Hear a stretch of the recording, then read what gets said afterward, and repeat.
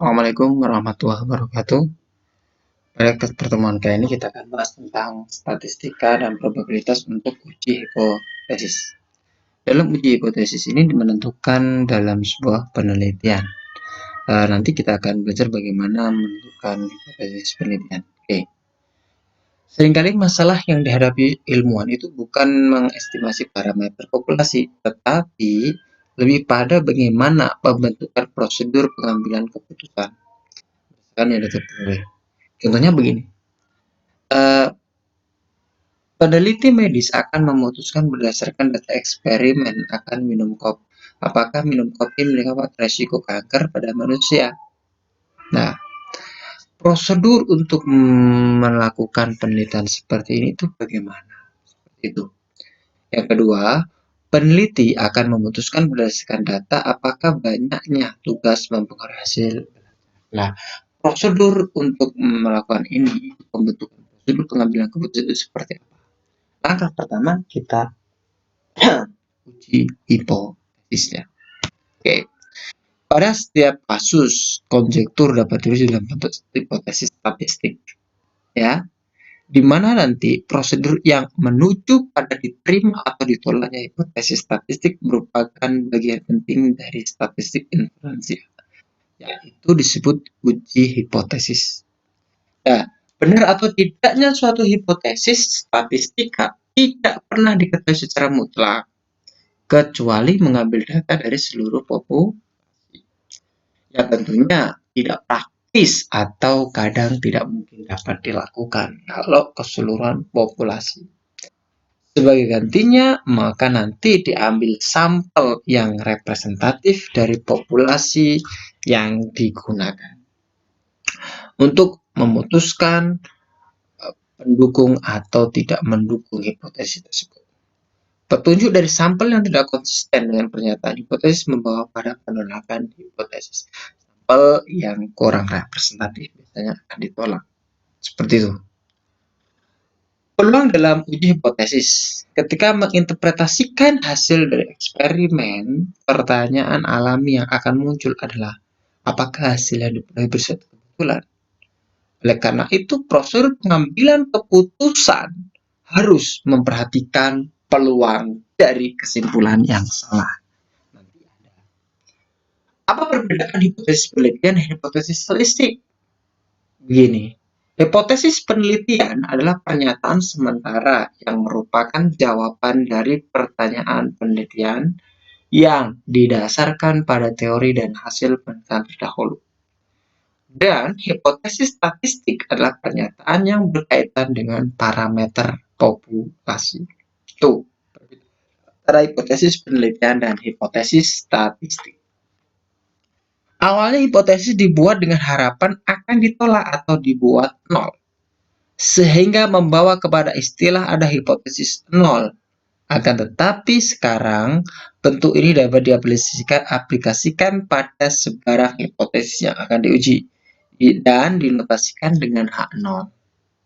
Sebarang hipotesis yang berbeda dengan hipotesis yang diberikan, H0 disebut hipotesis alternatif. Istilahnya lawan dari hipotesis H0 adalah hipotesis alternatif dan dinotasikan bisa HA atau H1. Bisa dipahami kan? Hipotesis nol selalu dinyatakan dalam nilai parameter eksak, sementara hipotesis alternatif bisa dengan bermacam nilai. Jadi gini, hipotesis 0 atau H0 itu notasinya pasti sama dengan. Untuk H1 itu digunakan notasi bisa lebih dari, bisa kurang dari, dan tidak sama dengan 0. Oke, itu ya. H0 pasti sama dengan. H1 itu bisa lebih dari, bisa kurang dari, bisa tidak sama dengan. Misal begini.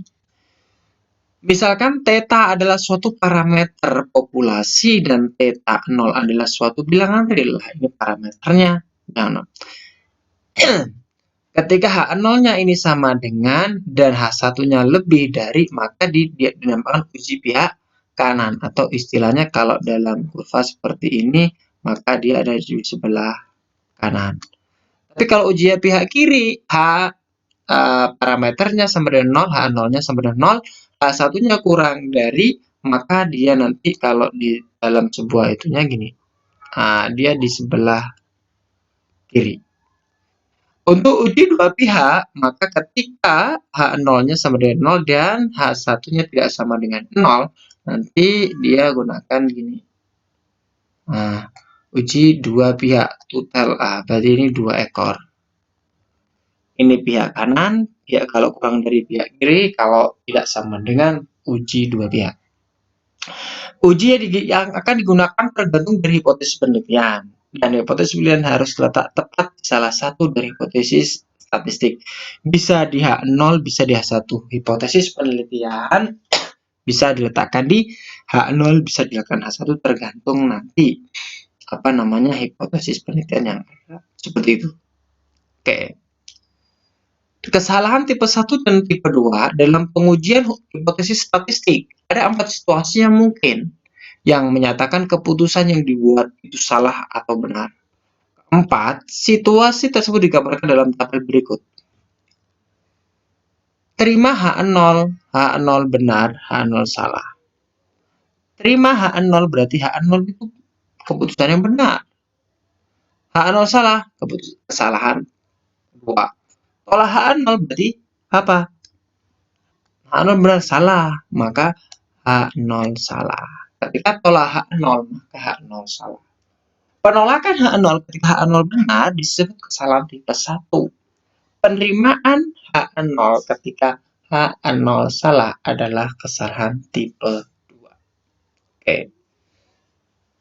Untuk peluang dari melakukan kesalahan tipe 1 disebut taraf signifikan atau ukuran daerah kritis. Daerah kritis dari uji statistik dinotasikan dengan alfa.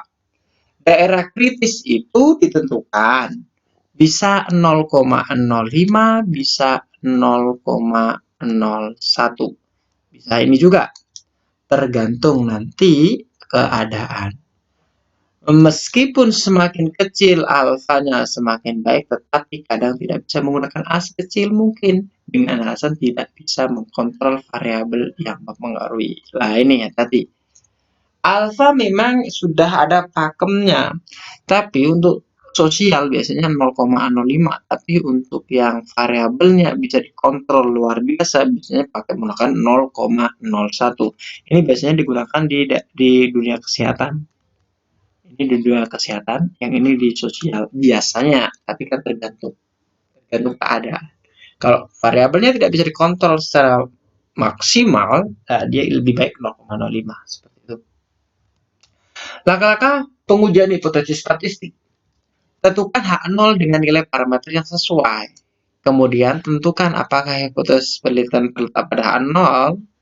Kemudian tentukan H1 dengan menggunakan kurang dari, lebih dari, atau tidak sama dengan, sesuaikan dengan hipotesis penelitian.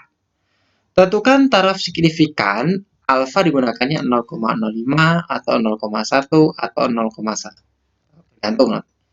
Tentukan uji statistik digunakan uji T atau uji F atau dan lain-lain atau uji Z. Tentukan daerah kritis.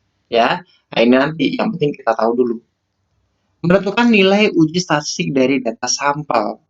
Setelah itu membuat keputusan menolak H0 jika nilai statistik data sampel berada pada daerah kritis. Dan selain itu H0 diterima. Itu langkah-langkah pengujian hipotesis. Berikut ini contoh H0, H1 serta hipotesis pada pendapat. Pertama begini. Yang pertama, seorang pengusaha bola sepak menyatakan bahwa daya tahan bola sepak buatan pabrik lebih dari 10 tahun.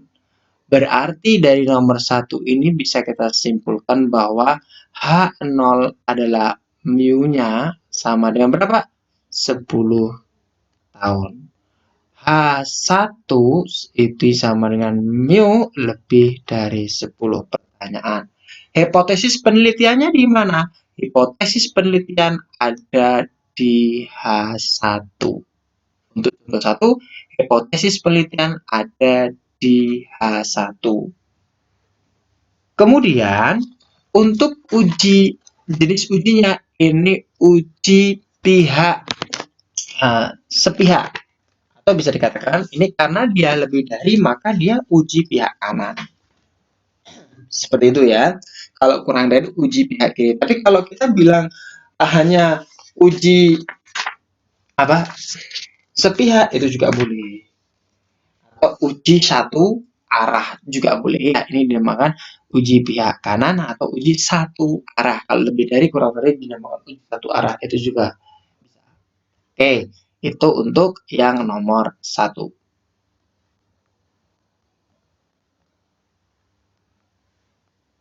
Oke, sekarang yang nomor 2 kita lanjutkan. Seorang kepala sekolah ingin meneliti apakah nilai rata-rata matematika siswanya adalah 75. Maka begini, A0 berarti mu-nya sama dengan 75. A1 sama dengan berapa? Tidak sama dengan 75. Karena H0 dan H1 itu harus istilahnya lawan dari ini. Seperti itu ya. Karena ini siswanya seperti ini. Maka H0-nya 75 dan H1-nya adalah tidak sama dengan 75. Maka di sini bisa kita simpulkan bahwa H0-nya adalah nilai rata-rata matematika 75 dan H1-nya nilai matematika rata-rata nilai matematika tidak sama dengan 75. Kemudian hipotesis penelitian berada di H0. Hipotesis penelitian ada di H0. Kemudian ini pakai uji apa? Ini pakai uji dua pihak karena tidak sama dengan ini apa? Uji dua arah boleh atau uji dua pihak. Tuh. Kemudian nomor 3. Seorang peneliti akan menguji apakah pendapatan guru di kota Surabaya tidak kurang. Tidak kurang logikanya, tidak kurang berarti lebih. Berarti boleh 4 juta. Iya, parameternya adalah 4 juta. Ini parameternya adalah pendapatan guru itu tadi. Tidak kurang dari 4 juta. Tidak kurang berarti logikanya 4 juta. 4 juta masuk kan? Nah, seperti itu. Ora kurang. Berarti lebih dari 4. Berarti 4 juta masuk. Berarti ini H0 mu-nya sama aja dengan 4 juta. H1-nya kan di sini kan 4 juta masuk. 4 juta mewakili dia sudah lebih dari. Tidak kurang. Maka ini H1-nya mu-nya kurang dari 4 juta. Jadi kebalikan dari sama dengan ini kan masuk di sini. Tidak kurang dari 4 juta kan 4 juta masuk. Ke atas lain tidak kurang. Nah, hipotesis penelitiannya ada di H0. Kemudian pakai uji apa? Uji satu arah. Uji satu arah atau bisa dinamakan juga boleh ini atau uji pihak. Uji sepihak boleh atau uji pihak kalau kurang dari langsung secara spesifik uji pihak kiri itu juga boleh. Ya, bisa dipahami. Kemudian ini, seorang produsen suplemen mengatakan bahwa kandungan vitamin dalam produk maksimal 1000. 1000 berarti 1000-nya ikut kan? 1000-nya ikut hipotesis penelitian. Maka di sini H0 mu 1000. H1 lawannya ini. Lawannya ini berarti apa? Maksimal berarti lebih dari mu-nya lebih dari 1000 karena maksimal 1000 masuk sama dengan kan seperti itu. Maka di sini hipotesis penelitian berada di H0, kemudian uji pihak kiri spesifik atau satu arah boleh atau uji satu pihak juga boleh. Nomor 5, seorang peneliti akan melihat apakah terdapat perbedaan rata-rata. Oke, kalau ada perbedaan gini, mu1 sama dengan mu2. Ini berarti tidak ada perbedaan. Ini untuk H0. H1 berarti mu1 tidak sama dengan mu2. Berarti hipotesis penelitian ada di mana? Hipotesis penelitian berada di H1, terdapat perbedaan. Yang ini berarti sama tidak ada. Maka dia ujinya pakai uji dua pihak atau uji dua.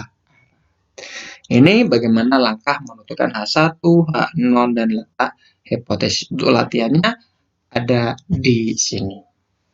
Sekira cukup untuk uji hipotesis. Semoga bermanfaat. Assalamualaikum warahmatullahi wabarakatuh.